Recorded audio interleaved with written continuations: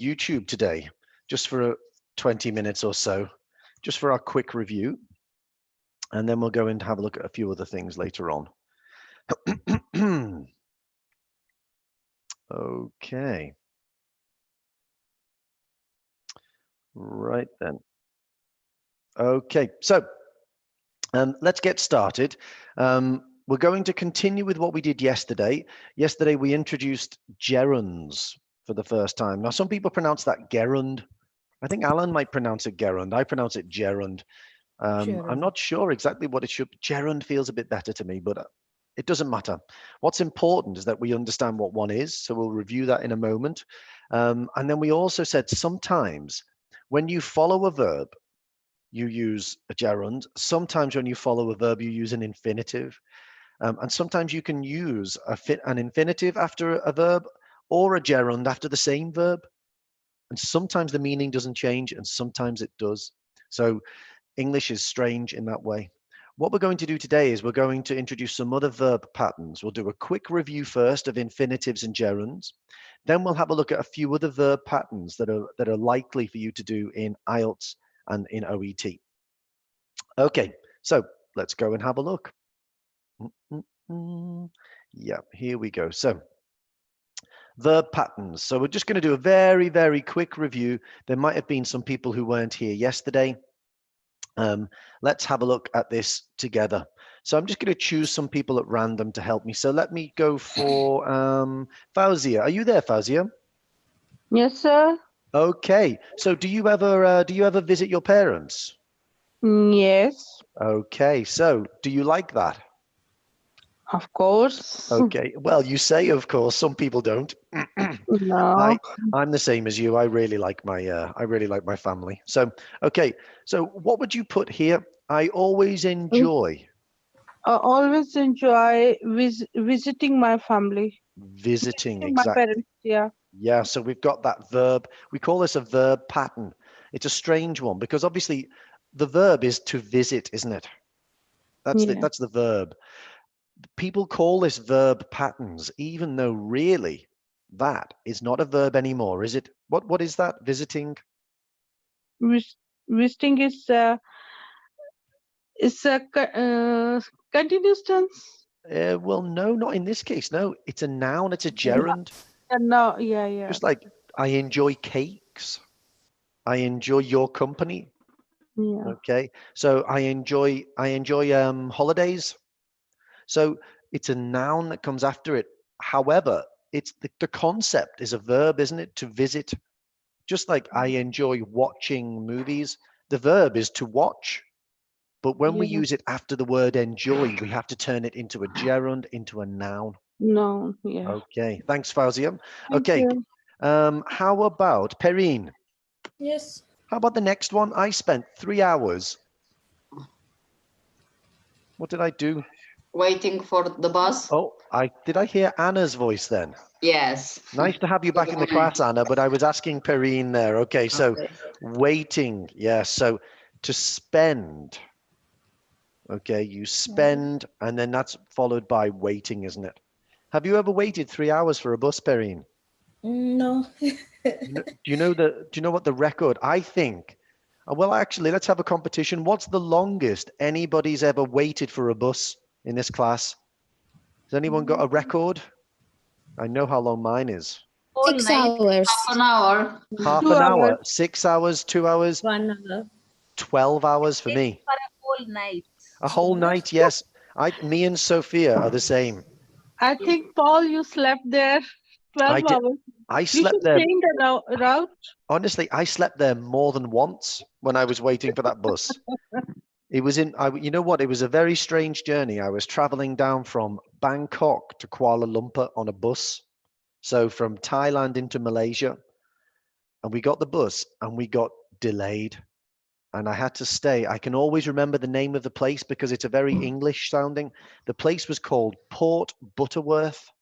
Doesn't sound very Malaysian, but Port Butterworth. I had to sit on the floor for 12 hours. It was crazy. Everyone was going mad. The toilets were not capable of coping with it. There was no food.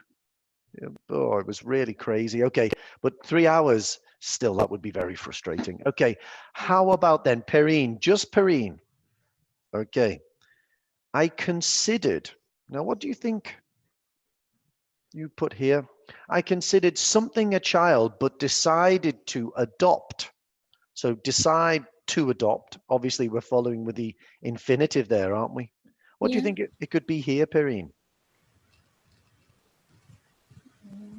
What's a verb that you could put in there? Admit. Admit. No, not admit, because what does it mean to adopt? To To give. have. It's not, Bearing a child. well, bearing, I suppose you could say. It's not very common to say that. You would normally say having. Having. Yeah, you're right. The Conceiving? grammar is right.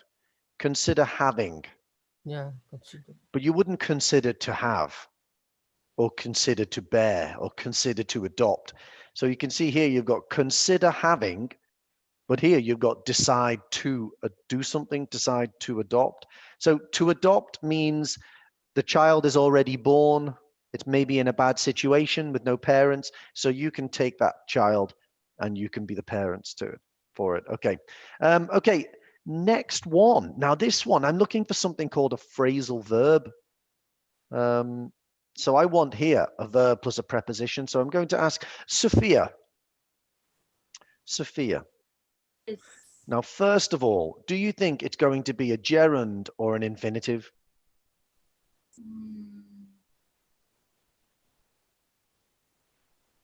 For number 4, I agreed. I agreed to look after. Perfect. That's absolutely perfect. Yeah, that's exactly what I was thinking. I agreed to look after. Okay, so look after is a phrasal verb, isn't it? Yes. Would you look after next door's dog, Sophia? I won't take that risk and all. You I would. cannot. You wouldn't do it. Do you not like dogs? Yes, I don't like dogs. Okay. It depends what kind of dog it was for me. I like some dogs, but other dogs I'm scared of. Okay. Okay. How about number 5? Let's go for Luis. Are you there? Yeah, I am here. Hi, Luis. Okay. I often offer something dinner when I go to mum's house. Now, what do you think the verb is going to be here? Infinitive. Okay. I often offer. To cook. You're a very good son. Yeah. I often offer to. Do you cook often, Luis?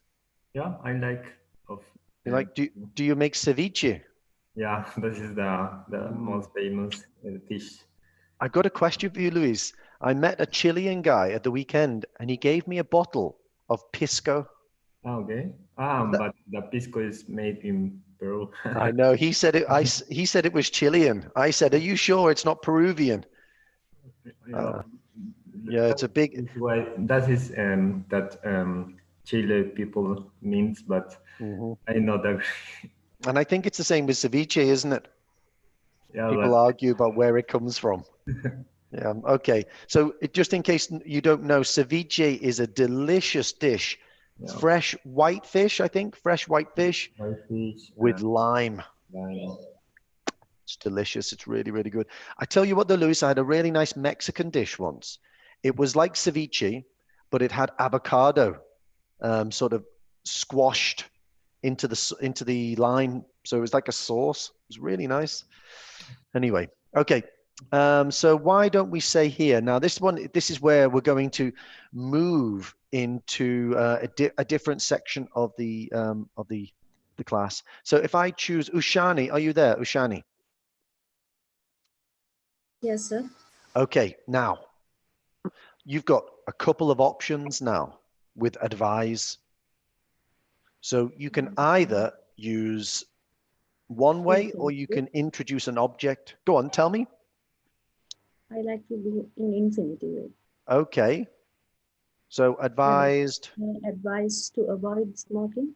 advised to avoid smoking. Now you're very close, Ushani, but the problem is Stop.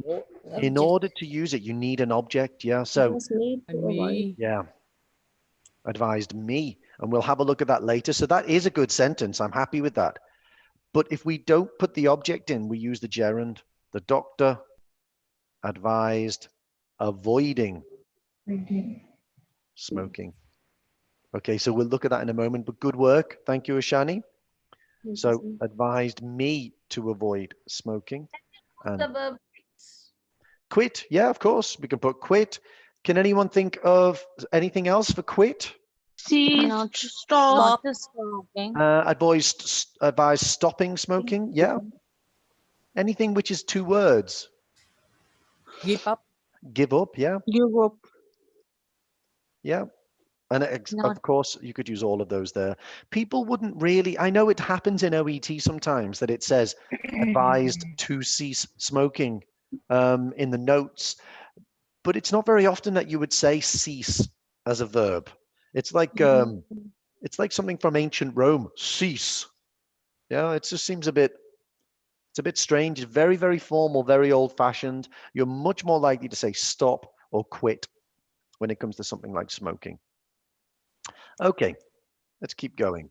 So if you remember yesterday, these are the verb patterns. That's what we call it, a verb pattern. Oh, bless you. So thank you. Okay, verb patterns. We got verb plus infinitive, which we've looked at. We've looked at verb plus gerund.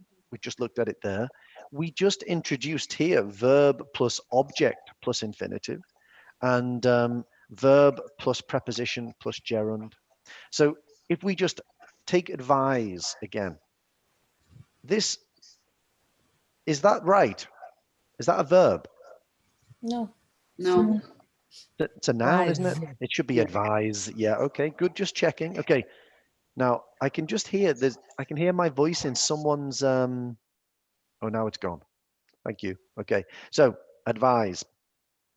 So the doctor advised me. So I'm going to put that in capitals, to give up smoking. So we can see here that what we've got is this verb plus object. Now, why is me the object? Because it's pronoun. It's a pronoun for sure, yeah, but why is it the object? Me. Because advise me. Yeah, the doctor is the subject. It's just like saying Paul kicked the ball. Paul is the subject.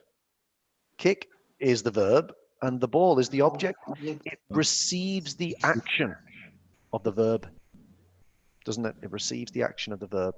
Okay, so the doctor advised me, and the object, and then the infinitive, to give up. So that here is the structure. Let me just put that. Okay, there's the infinitive. There's the original verb. I'm going to put that in green, and the object is in the middle. I'm going to put that blue. There's no significance to the colors. The doctor advised me to give up. Okay. So later on, we'll have a look at, or maybe tomorrow, it depends. We'll look at some strange cases. For instance, the word recommend, which is a bit confusing because recommend and advise seem really similar, but the grammar's a bit different.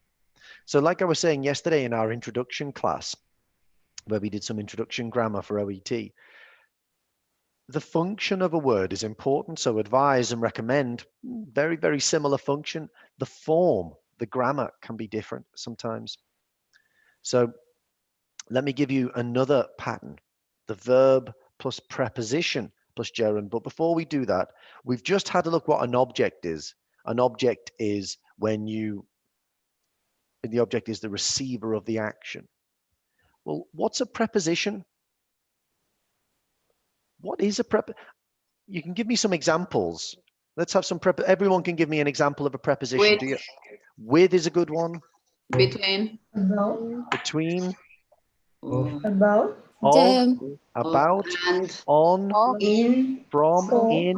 The. Under. For. For. Between. Yeah. Okay. So let's stop there. Okay. So these are all prepositions, aren't they? We know they're all prepositions. And the general rule with a preposition is what? Gerund. And well, let's take a step back. What type of word is a gerund? Noun. Verb. It's a noun. Verb. Yeah. Yes. Yeah, gerund is a noun. It's turning a verb into a noun. Okay. It's just, I suppose it's a bit like if you take apple and put it in a pie, it becomes a dessert. It's no longer a fruit. Yeah. Even though it's the same thing. By putting ing on the end of that verb, you turn it into a noun. By putting pastry and sugar and butter around an apple, you turn it into an apple pie. It's a dessert, It no longer a doesn't fruit. work if you put apple ing after. It doesn't No, sound no, good. you can't say appling. No, that doesn't No. work because because Appling. apple's already a noun. Yeah. Okay. All right. Okay. So, but it does work sometimes. Tabling, because sometimes we turn nouns into verbs. Yes. To table something or to chair something. For instance, if you're in a meeting, to chair it is to be the one that's in control of the meeting because I'm in the chair. Okay, so Yeah. who's chairing the meeting today? So it does happen, but it goes on a journey from being a noun to a verb and back to a noun again. Yeah, so it's an interesting one. Okay, so these are prepositions. Now, what do they do? What do prepositions do for us? That's a weird one, isn't it? They located the action.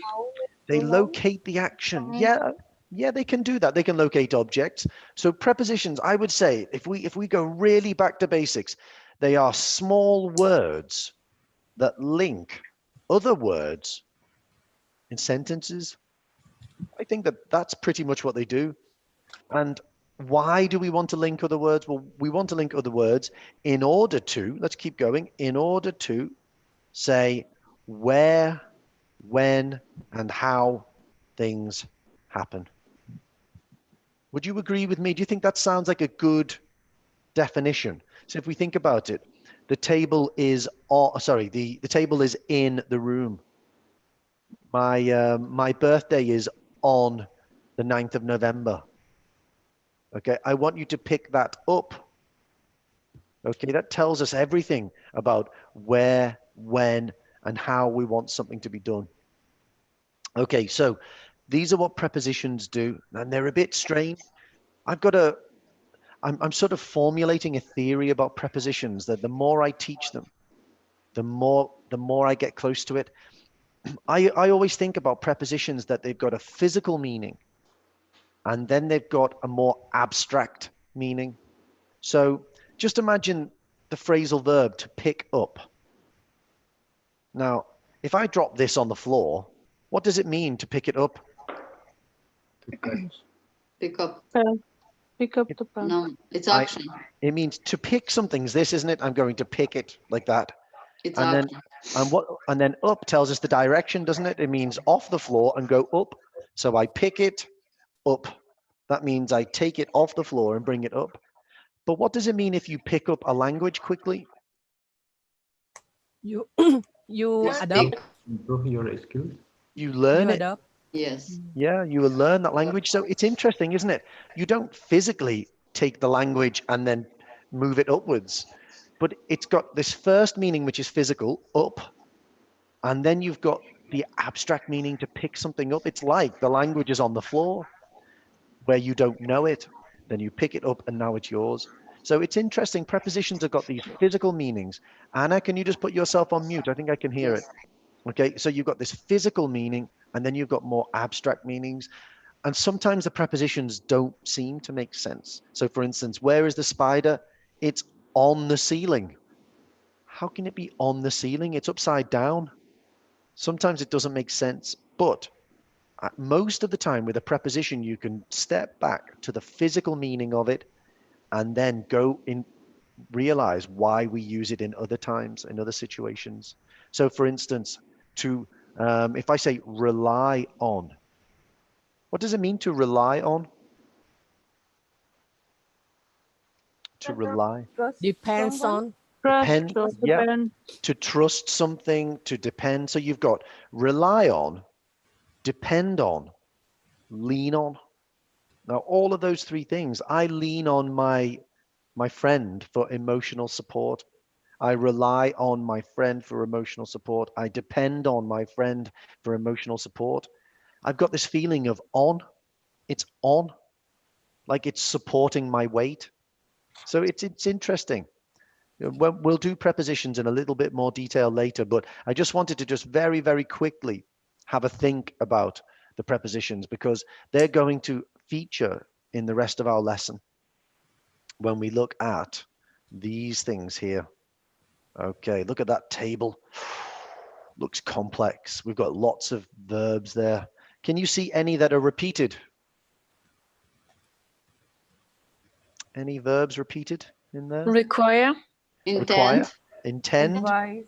advise, attention to detail. Yeah. So we've got Advise. want. Want. Okay. Yeah. So what we're going to have a look at here is we're going to see that there are some verbs that can go into multiple boxes. We can use them in different ways. And then there are some verbs which don't even fall into this pattern, which is really frustrating. So first of all, let's look at intend. Okay. Intend and intend on.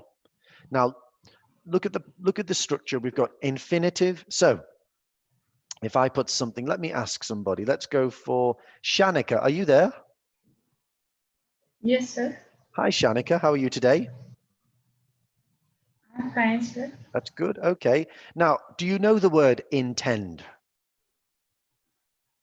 Have you seen? Yes. Okay, so it's something that you plan to do.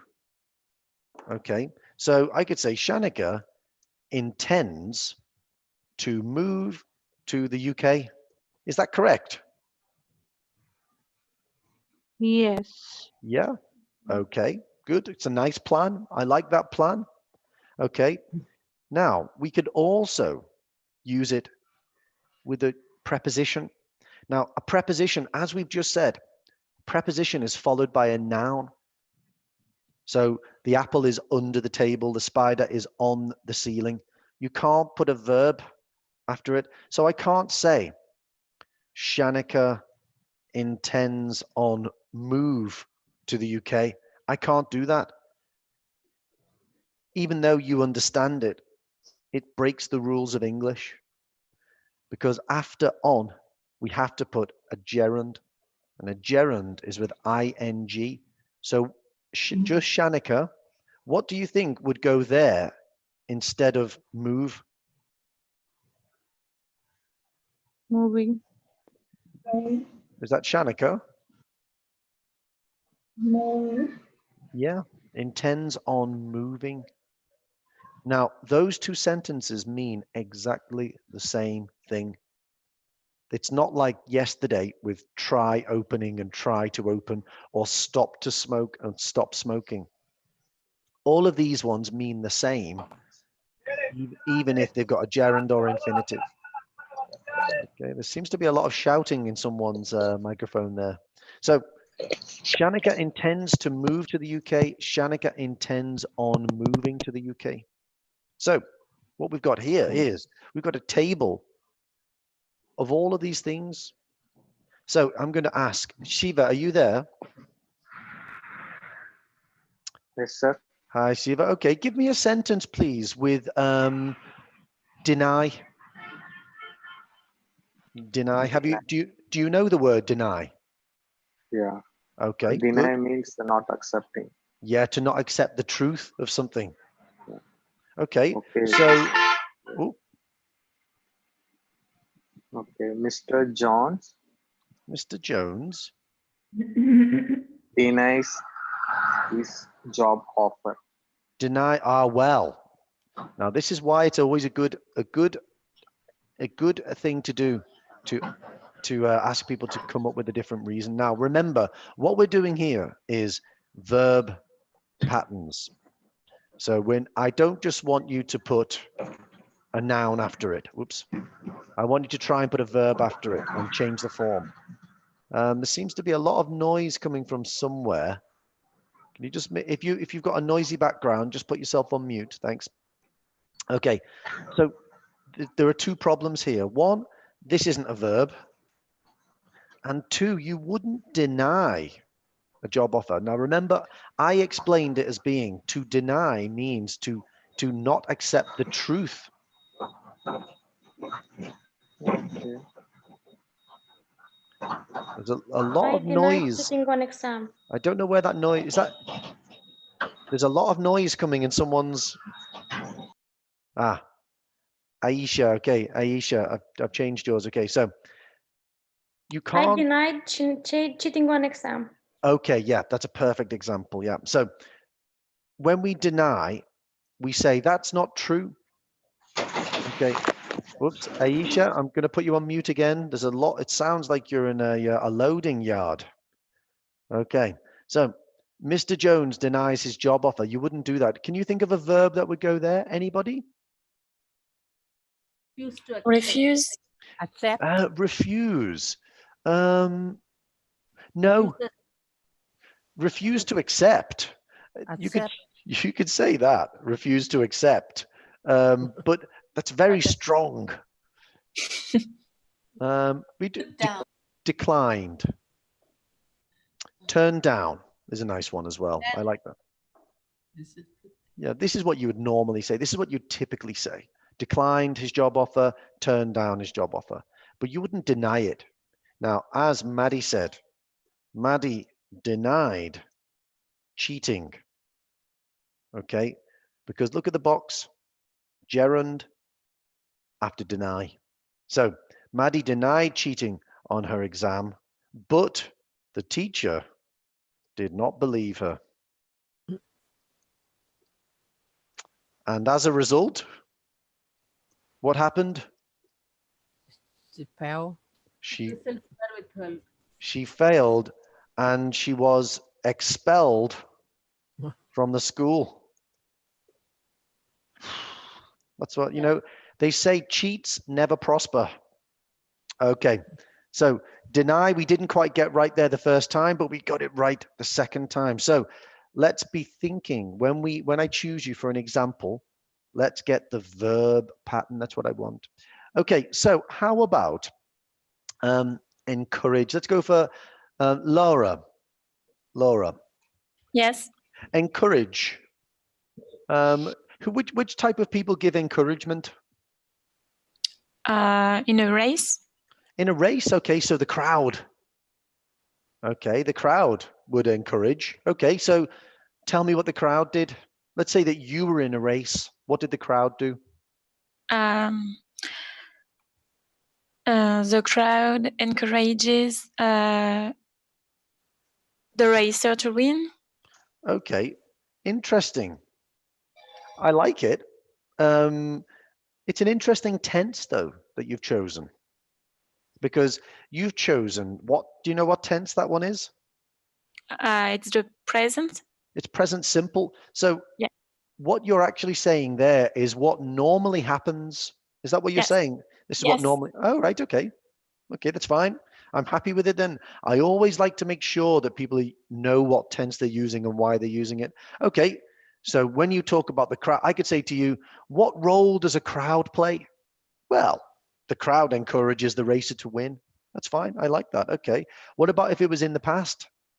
The crowd encouraged the racer to win. Yeah, perfect. So you've got object plus infinitive, haven't you? To win goes at the end. The object is in the middle, and here's encourage. So I like that. That's very good. Thank you, Laura. Okay, let's go for Han. Yeah. Now, Han, I'm going to give you one where you have to make a choice. Okay. Yeah. I'm going to do require. Now, let me tell you, I've got a coat. Okay. And there's a button. Actually, no, there's a hole in the elbow. Oh. So can you think of a verb that you'd put and the form of the verb? So if I put my coat here, you can see where require is. Require is here, isn't it? It's in gerund and object infinitive. Your coat. Okay, your coat or my coat. Okay, your coat. Is required. Is required. Now, that's passive, isn't it? So are you sure you want passive in this? Because if you say it is required, let's say, let me give you an example if it was a person. Students are required. It would be a bit strange because students can do something. So your students are required to wear a uniform. Now that's okay. Mm. But there are times when even though the coat, it can't do anything, can it? A coat cannot mend itself. And it Mm. seems a bit strange to say that a coat requires something, but we do that. My car requires a new window. Yeah. Okay, my house requires renovation. You can do it. Okay, so your coat requires, let's just put it like that. Okay. Now, what would you put after it? Your coat requires someone to mend it. Okay, perfect. That's great. So here, which one are you using out of these categories? I use object with infinity. Exactly. So we've got requires, then we've got someone is the object, and we've got infinitive at the end, to mend. That's excellent. Now, I really like the word mend.